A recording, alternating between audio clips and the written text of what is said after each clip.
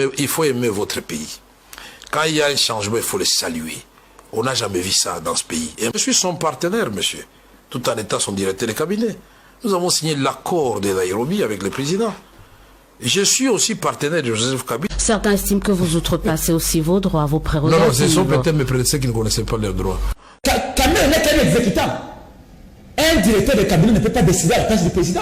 Donc, je suis un directeur de cabinet, mais un directeur de cabinet acteur de premier rang. Il faut faire attention avec ça. Administratif. Mais quand il y a président, c'est le directeur de cabinet. Directeur de cabinet, azali exécutif na présidence parce qu'il y a azali contenir l'administration. Moi, je suis administratif. Qui vous a dit ça?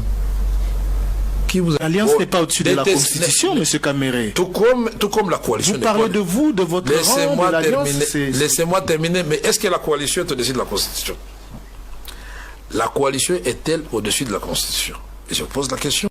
Le peuple congolais a besoin de savoir réellement est-ce que nous donnons la chance à Félix Tshisekedi, qui incarne beaucoup d'espoir, de réaliser ce qu'il nous a promis. Au salaire yo aux amona mainanga c'est vrai totanga na yo bien au bandano et tout ça boloko tu vas en prison. En fait, c'est pas moi qui vais même t'arrêter pour la justice, l'état au biso tozoko. C'est pour ça que je dis biso tozoko ça parce qu'on va instaurer l'état de droit dans lequel il y aura une justice indépendante.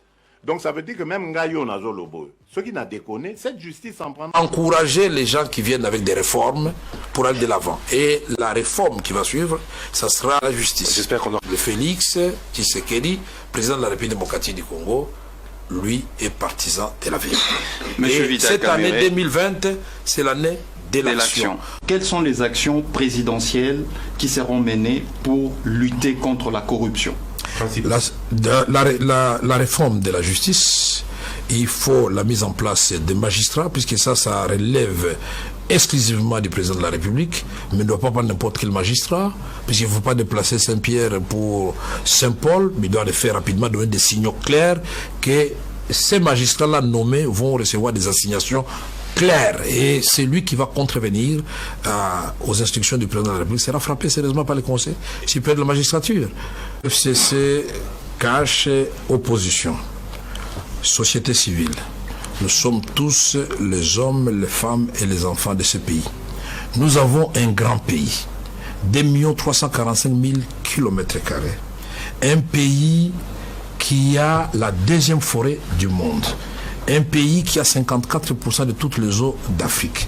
Un pays qui a 13% de toutes les eaux du monde. Un pays qui a une surface cultivable comparable à la Chine et qui peut donc nourrir l'humanité en ce qui concerne son déficit 2 fois.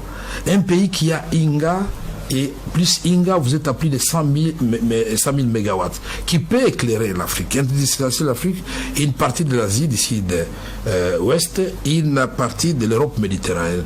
Nous avons un pays merveilleux où nous trouvons le sous-sol riche et le sol riche. Alors, ce qui nous manquait, nous l'avons. Un leadership exemplaire. Mais ce qui manque encore, que nous devons faire suffisamment, c'est de construire l'État dans toutes ses prérogatives régaliennes. Une armée républicaine prête à répondre à toute provocation et à sécuriser le territoire national. Une politique professionnelle, une police professionnelle qui protège les Congolaises et les Congolais, tous ceux qui ont choisi le Congo comme leur seconde patrie ou leur point de passage. Une justice qui est la colonne vertébrale de l'état de droit, pas une justice des riches contre les pauvres, pas une... Les 2 présidents de chambre ayant violé et la Constitution et les lois de la République et le règlement intérieur avaient suspendu les plénières de l'Assemblée nationale sans pour autant avoir l'aval de la plénière qui est l'organe suprême de chaque organe de délibérant et de l'Assemblée nationale et du Sénat. 4e grief, le refus volontaire de voter la loi de mise en application des mesures d'application de l'état d'urgence.